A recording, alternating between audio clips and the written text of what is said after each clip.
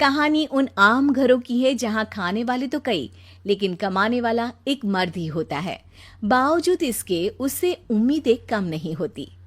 देखिए जी, सामने वाले वर्मा जी कैसी अच्छी तरह से सफाई करते हैं छुट्टी वाले दिन अपने घर की, और एक आप हैं। अरे यार, उनके पास कार है, ऑफिस पास में है और हफ्ते में 2 दिन की छुट्टी होती है, तो फर्क तो पड़ता है ना। मेरी तो शादी ही गलत हो गई।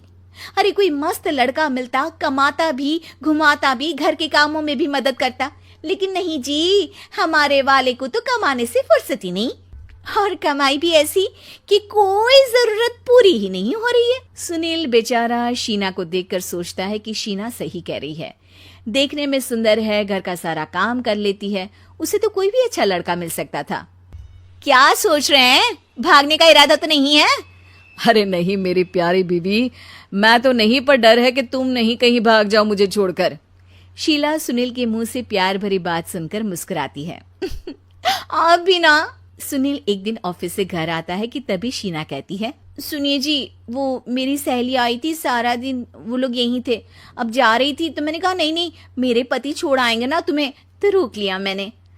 सुनील थोड़ी देर कुछ सोचता है, फिर कहता है, ठीक है, मैं कपड़े चेंज करके आता हूँ। अरे तेरे पति को तो लग रहा है कि अच्छा नहीं लगा। अरे नहीं नहीं, ऐसी कोई बात नहीं है, रुको मैं अभी उन्हें घर के कपड़े देकर आती हूँ। शीना अंदर जाती है जहां सुनील पलंग पर लेटा होता है। अरे क्या मजाक है, वो कह रही है कि आपने मुंह बना लिया। सही तो कह रही है, सुबह से अब ऑफिस से लौटा हूँ, एक कप चाय का तो पूछा नहीं, 20 किलोमीटर जाओ और आओ, और फिर कल उसी टाइम पर ऑफिस। अरे यार, मुझे गाड़ी चलानी आती ना तो बोलती भी नहीं आपको, और कौन सा रिक्शा खींच कर जाना है आपको। सुनील अब क्या बोलता। रात देर से आता है और सो जाता है। अगले दिन शरीर दर्द हो रहा है। अरे तो मत जाओ ना ऑफिस, चलते हैं ना मार्केट घूमने, फिर पिक्चर देखेंगे और रात में खाना खाकर घर वापस। सुनील जब सारे दिन की थकान वाला शेड्यूल सुनता है तो वो सीधे सीधे ऑफिस के लिए तैयार हो जाता है।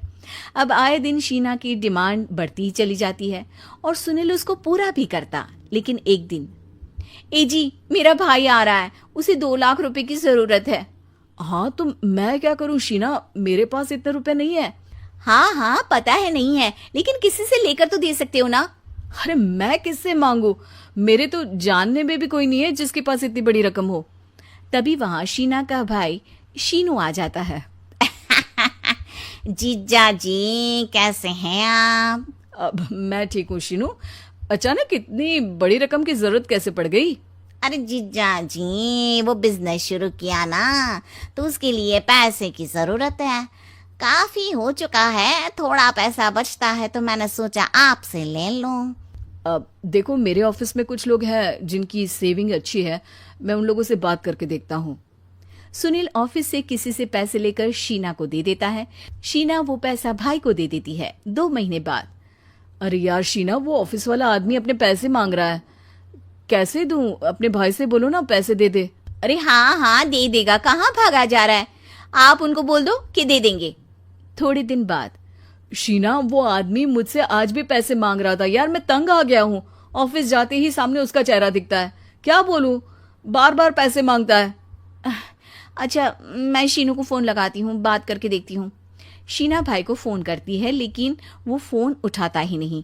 लगता है भाई कहीं ऐसी जगह है जहां नेटवर्क की समस्या होगी। सुनील अगले दिन दोपहर को ही घर आ जाता है।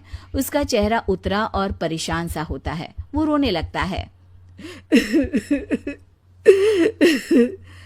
अरे क्या हुआ जी, आप इतना परेशान क्यों हैं? सब ठीक तो है ना?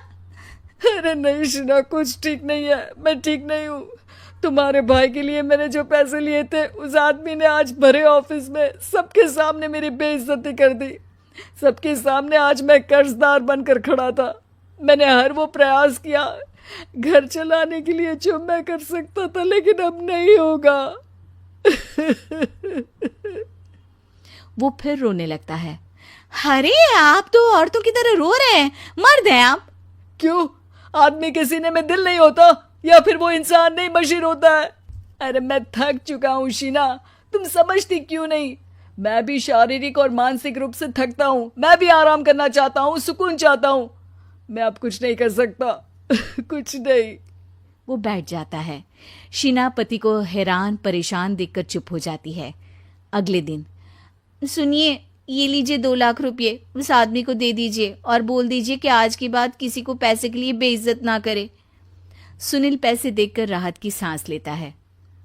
अरे शीना, तुमने तो मेरा बहुत बड़ा काम कर दिया। अब मैं शान से ऑफिस जा सकता हूँ। लेकिन ये पैसे आए कहाँ से?